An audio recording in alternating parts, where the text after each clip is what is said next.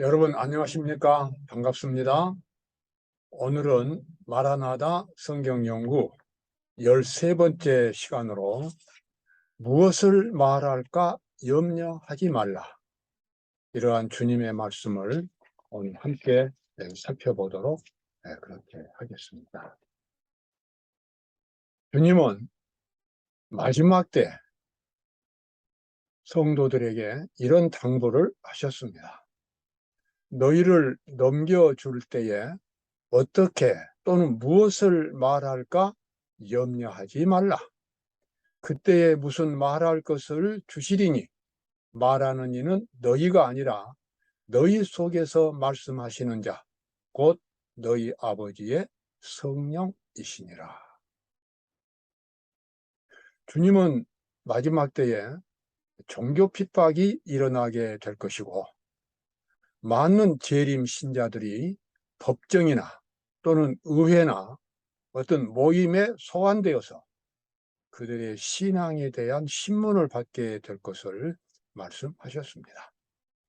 그와 같은 이 신문을 당할 때에 무엇을 말할까 염려하지 말라.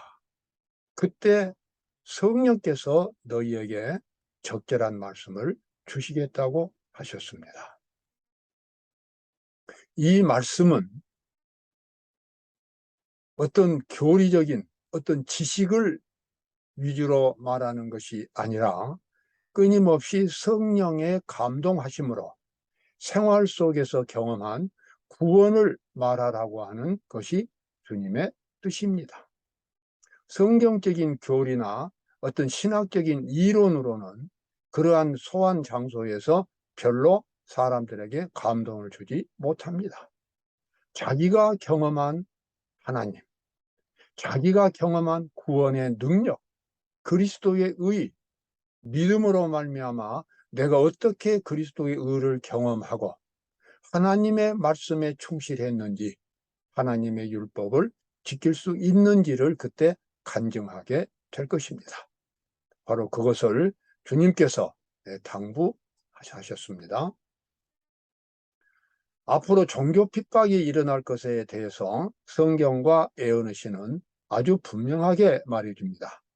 지금까지는 셋째 천사의 기별의 진리를 전파한 사람들이 흔히 세상을 쓸데없이 놀라게 하는 사람들로 단순히 간주되어 왔다. 종교적 제한이 미국 안에서 이루어지고 셋째 천사의 기별은 일찍이 경험하지 못한 결과를 나타내게 될 것이다. 자, 셋째 천사의 기별을 전하는 재림 신자들이 앞으로 종교적인 핍박을 받게 될 것이라고 말하고, 이 구절은 미국 안에서 시작이 된다라고 그렇게 말합니다.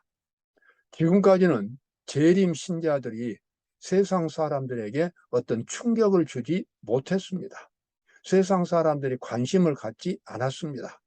그러나 때가 되면 상황이 완전히 바뀌게 되고, 그래서 재림 신자들이 종교적인 핍박 속에 들어가게 되는 것입니다. 바로 그것은 하나님의 율법이고 안식일과 일요일을 구분하는 그와 같은 신학의 마지막 때의 기별에 대한 그러한 논리가 되겠습니다. 그래서 앞으로 그와 같은 종교 핍박들이 일어날 때에 안식일을 지키는, 안식일을 거룩하게 지키는 사람들에게 핍박이 가해진다고 하는 것입니다. 세상적인 재앙이 계속해서 일어나게 되고, 그래서 정말 세상이 살 수 없게 될 때에, 살기가 아주 어렵게 될 때에 사람들은 그런 어려움 속에서는 특히 종교의 힘에 의존하게 됩니다. 그럴 때 이제 천주교를 중심으로 한 종교 세력이 형성이 되고, 거기에 반대하는 사람들에 대한 핍박이 가해지게 됩니다. 안식일이 모든 그리스도교국을 통하여 투쟁의 초점이 되고, 종교계와 정계의 권력자들이 계속하여 일요일 준수를 강요하게 될 때, 그 세속적 요구에 굴복하기를 끈덕지게 거절하는 소수의 사람들은 온 세계의 저주의 표적이 될 것이다. 세상 사람들은 이 안식일과 일요일, 이 속에 들어있는 깊은 선악간의 투쟁의 그 핵심을 모릅니다. 단순히 세상 사람들은 세상의 평화를 원하는 것입니다. 이 재앙이 내리지 않기를 원할 뿐입니다. 그래서 그냥 아무거나 좋아요. 정말 이 재앙들을 막을 수만 있다면 어느 것이나 좋다는 것입니다. 그래서 미국 의회와 천주교회가 일요일을 거룩하게 지키자고 하는 일요일 운동이 일어나게 되는데, 그와 같은 일요일과 안식일의 그 속에 들어있는 아주 깊은 영적인 의미를 알고 있는 재림 신자들은 거기서 순종할 수가 없는 것입니다. 그리고 거기에 대한 신학적인 이론을 갖고 있습니다.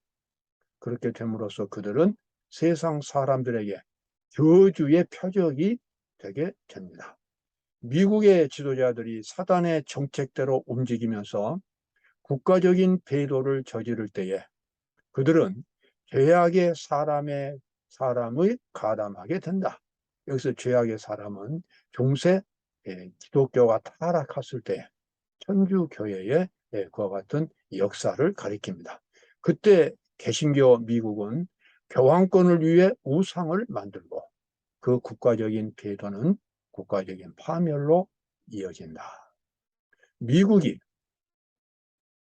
이와 같은 이 선악간의 대쟁투의 깊은 의미를 모른 채 천주교회의 권위의 상징이 되는 일요일을 거룩하게 지키라고 하는, 일요일에 아무 노동도 하지 말라고 하는 청색법, 블루로를 의회에서 통과하게 될 때에 불행하게도 미국은 그때 하나님의 권위를 국가적인 단위에서 부정하는 그와 같은 법령을 제정하게 됩니다.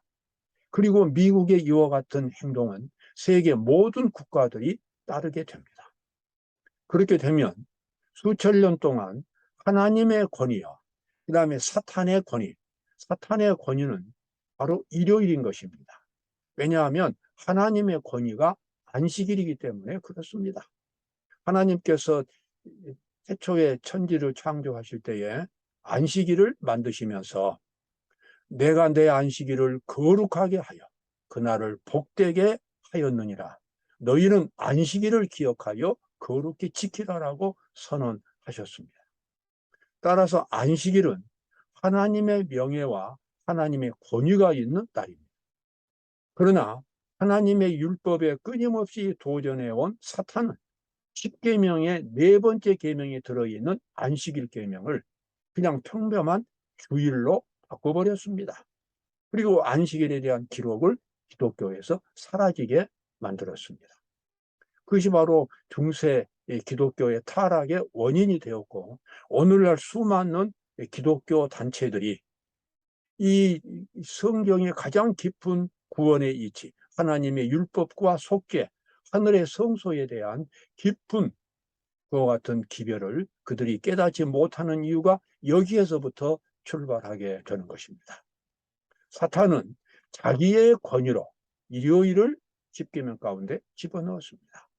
그런데 미국으로부터 시작해서 세상 모든 국가들이 사단의 권위인 일요일을 거룩하게 지키라고 하는 것을 법령으로 공포할 때 온 세상은 이제 하나님 앞에서 배도의 세력으로 변하게 되는 것입니다. 그리고 그때부터 미국은 이제 파멸의 길로 들어서게 됩니다. 왜냐하면 그때까지 미국을 지켜왔던 천사들이 상당 부분 철수하게 되고, 그리고 사탄의 세력이 지배하게 됩니다. 그러면 미국은 날이면 날마다 재앙이 일어나서 파멸로 나아가게 될 것입니다. 이것이 바로 세상의 종말을 가져옵니다. 이와 같은 상황 속에서 이 모든 진리를 알고 있는 재림 신자들은 장차 소환을 당하게 되고, 그리고 그곳에 가서 성경의 참된 진리를 간증하게 됩니다. 그래서 이와 같은 일을 대비해서 주님의 오심을 준비하는 신자들은 다른 사람들에게 자기의 신앙을 공개할 수 있는, 자기의 신앙을 설명할 수 있는 그와 같은 이 경험을, 그와 같은 실체를 본인이 가지고 있어야 합니다. 단순히 성경적인 이론만 가지고는 그들에게 확실한 대답이 되지 못합니다. 성경적인 이론의 반대 이론을 가져오게 됩니다. 논쟁만이 일어납니다. 중요한 것은 내가 어떻게 하나님의 율법을 지킬 수 있었는지, 내가 안식일을 어떻게 거룩하게 지켰는지, 그것을 간증할 수 있어야 된다는 것입니다. 그래서 지금 그와 같은 이 경험들을 매일매일 갖는 것이 대단히 중요합니다. 진리에 대하여 피상적인 이해만을 한 자들은 성경을 분명하게 설명하는 일과 자신들의 신앙을 명백하게 제시하는 일을 할 수 없게 될 것이다.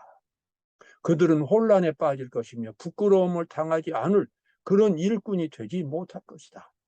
아무도 그는 설교 단상에서 설교하지 않기 때문에 스스로 연구할 필요가 없다고 생각하지 않도록 하라.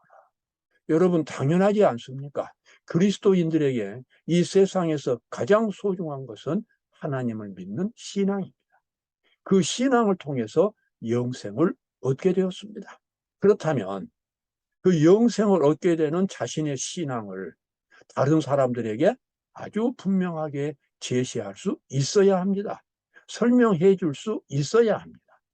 만약에 자신이 다른 사람들과 다른 성경적인 입장에 서 있다면, 예를 들면 다른 그리스도인들은 일요일을 지키는데 나는 안식일을 지킬 때에 그것을 명백하게 설명하고 그것을 어떻게 자기가 경험을 했는지를 말할 수 있어야 됩니다. 그것은 너무나 당연한 것이 되겠습니다. 성경은 안식일을 어떻게 거룩하게 지킬 수 있는지 분명하게 말합니다.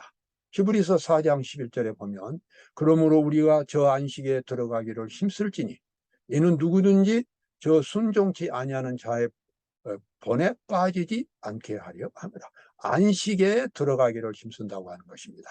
여기서 안식은 안식일을 거룩하게 지키는 기본적인 경험입니다. 성경에서 말하는 안식은 죄의 세력에서 벗어난 해방된 속죄의 경험을 가리킵니다. 하나님의 백성이 되려면 죄를 이겨야 합니다. 그리고 죄를 극복해야 합니다. 그것은 그리스도의 의를 통해서 그 경험을 가질 수 있는 것입니다. 우리가 저 안식에 들어가기를 힘써야 한다는 것입니다. 그래야만 하나님의 말씀에 순종할 수 있게 되는 것입니다. 성경에서 이 안식일의 본질은 구원의 경험과 같습니다. 그래서 안식일을 거룩하게 지키는 것은 마지막 때에 하나님의 백성들에게 구원으로 가는 하나의 지름길, 하나의 바른 경로가 됩니다.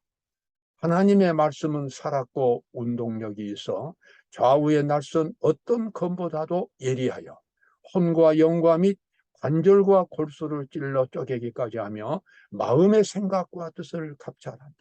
아까 11절에서는 안식에 들어가자고 나오는데 여기 안식을 어떻게 경험할 수 있는가? 그 구체적으로 나옵니다.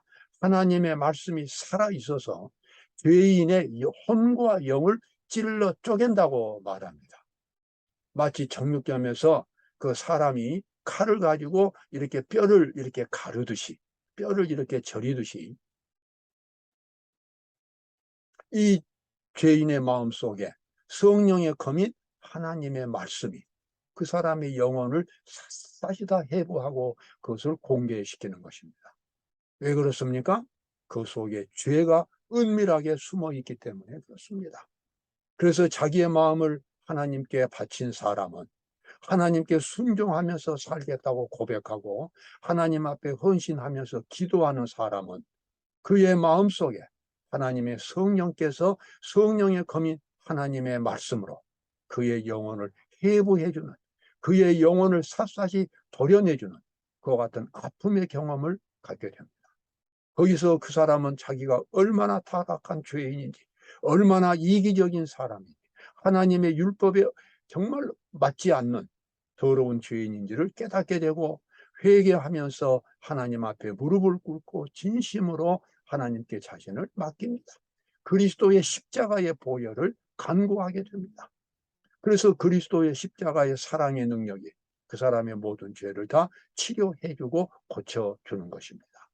바로 그것이 안식의 경험입니다. 여러분, 천국에 가고 영생을 원한다면 반드시 이 죄를 극복하는, 죄를 버리는, 죄를 회개하고 없애버리는, 정말 이와 같은 경험들이 반드시 있어야 되는 것입니다.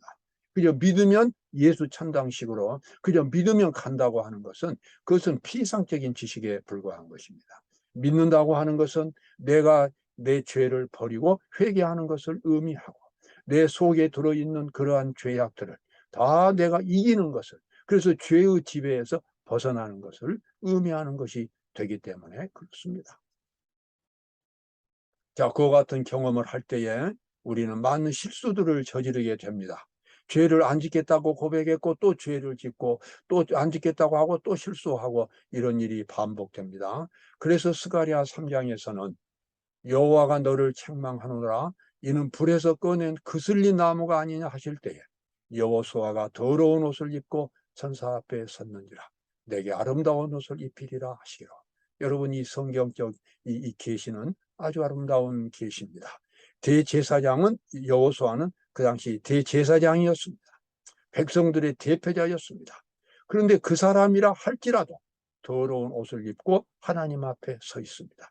이 이야기는 그가 비록 성실하게 하나님께 순종하려고 했지만 수많은 실수들을 했다는 것을 의미합니다. 아직도 그의 영혼 속에 많은 죄악들이 숨어 있다는 것을 의미합니다. 죄를 버리는 일은 하루에 다 될 일이 아니기 때문입니다. 그런데 이 여호수아가 하나님 앞에 섰을 때에 아름다운 옷을 바꿔서 입혀주는 장면이 나옵니다. 여기서 아름다운 옷이라고 하는 것은 그 사람 속에 새로운 정신, 새로운 동기, 새로운 의지, 새로운 마음을 심어주는, 마음과 정신을 하나님의 모습으로 변화시켜주는 그와 같은 새롭게 해주는 경험이 되겠습니다. 이것이 바로 속죄입니다. 그래서 더러운 나는 이제 점점 사라져가고 그리스도의 형상으로 만들어진 새로운 내가 점점 속에서 올라오는 경험입니다. 바로 이것이 아름다운 옷을 입혀주는 주님의 모습입니다. 우리는 이 경험을 매일 가져야 합니다. 매일 하루를 시작하기 전에 하나님을 만나고 하나님 안에서 이러한 경험을 매일 가져야 합니다. 그래서 우리 속에서 하나님의 형상이 점점 만들어지고, 하나님의 형상이 만들어지는 것을 성경은 요한계시록에서는 인침이라고 말합니다. 이러한 사람들이 마지막 때에 마지막 대재앙을 다 통과하게 되고 천사들과 함께 이 땅에 오시는 예수 그리스도를 맞이할 수 있게 됩니다. 여러분, 그 놀라운 복을 지금부터 준비하시기 바랍니다. 포기문집에 보면 이런 말씀이 나와 있죠. 나는 많은 사람들이 환난의 때에 대제사장이 성소에 없는 상태에서 주의 안전에서 살 수 있도록 되어야 한다는 것을 깨닫지 못하고 있는 것을 보았다. 살아계신 하나님의 인을 맡고 환난의 때에 보호함을 받을 자들은 예수의 형상을 충만하게 반사해야 한다. 예수님의 모습을 충만하게 반사해야만 마지막 대재앙에서 살아남을 수 있다는 것입니다. 바로 그것이 구원의 증거인 하나님의 인이라는 것입니다. 여기서 대제사장의 성소에 없다는 것은 하늘에서 심판이 끝났다는 것을 의미합니다. 더 이상 구원이 없는 대재앙의 시대를 가리킵니다.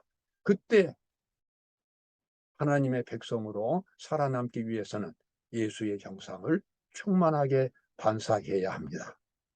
자, 오늘 우리가 처음에 보았던 말씀대로 너희는 그때에 무엇을 말할까 염려하지 말라. 성령께서 너희에게 말씀해 주시리라. 이 말씀은 우리가 평소에 매일매일 성령의 감화를 받아야 함을 가리키고 있습니다. 매일매일 하나님의 말씀에 순종하고, 그래서 우리 속에서 하나님의 형상이 이루어지는, 인침을 받는 매일매일의 경험이 우리 속에서 있어야 한다는 것을 암시하고 있습니다. 여러분, 그러한 사람들이 마지막 때에 구원을 받게 될 것입니다. 자, 마태복음 25장 21절에 있는 말씀, 참 아름다운 말씀입니다.